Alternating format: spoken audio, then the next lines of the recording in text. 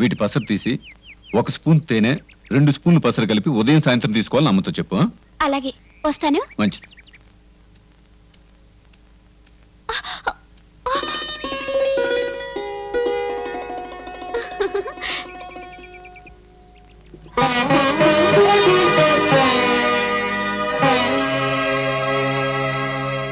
మామయ్య, ఎవరా అమ్మాయి?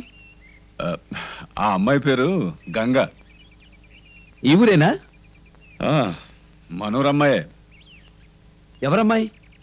సరస్వతి కూతురు. సరస్వతి అంటే? కొన్ని విషయాలు తెలుసుకోపోవడమే మంచిది రాఘవ. ఈ ఊళ్ళో కోర్టులు లేవు, పోలీస్ స్టేషన్లు లేవు, రహస్యాలు కూడా ఉండకూడదు మామయ్య. గంగ మీ నాన్న 2వ భార్య కూతురు.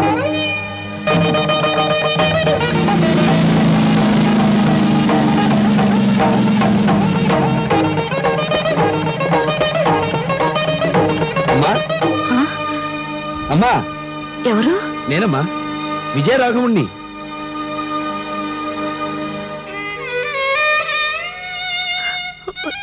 నన్ను అమ్మా అని పిలిచావా బాబు? అమ్మను అమ్మా అని పిలవకపోతే తప్పమ్మా.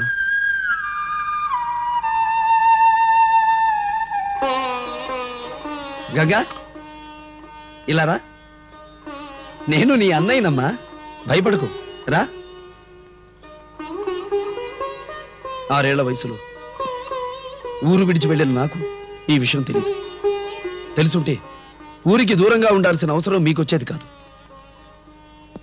పదమ్మా, మన ఇంటికి వెళ్దాం. వద్దు బాబు, మీ నాన్నగారితో కలిసి జీవించిన ఇల్లు ఇది. ఆయన శవం గుమ్మం దాటాక నేను గడప దాటి అడుగు పెట్టలేదు. నువ్వు చూపించిన అభిమానానికి కృతజ్ఞతలు. అమ్మా, నీ కొడుకుని నేను ఈ ఊళ్ళో ఉన్నానని గుర్తుంచుకో. ఏ కష్టం వచ్చినా నా ఇంటి తలుపు తట్టొచ్చు. వస్తానమ్మా.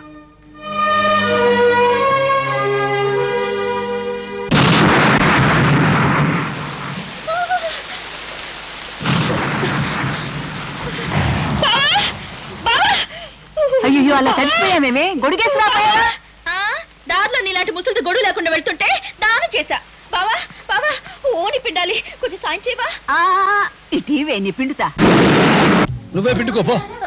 బావా బావా, ఆగు బావా, బట్టలు మార్చుకుని ఏమిటి ఇది? నీ అల్లరికి హద్దు పద్దు లేదు.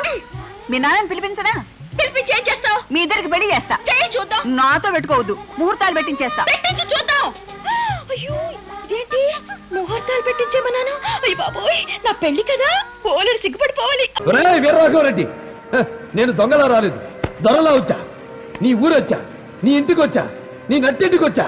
మీ అమ్మ నిజంగా నిన్ను రాయలసీమ గడ్డపై కనుంటే, నీ అబ్బ మరతాడు కట్టుంటే, నీ మూతి మీద నుండి మొరిచిన మీసమే అయితే నన్ను చంపరా? రా. ఆ పేరులోనే సింహం ఉందిరా, దాన్ని రక్తపు జలుతో నిద్ర లేపారు. ఈ మీసంలో పగ తీర్చుకునే రోషం ఉంది. ఈ మీసంలో ఎదిరించిన వాడిని మట్టి గడిపించే రాజసం ఉంది.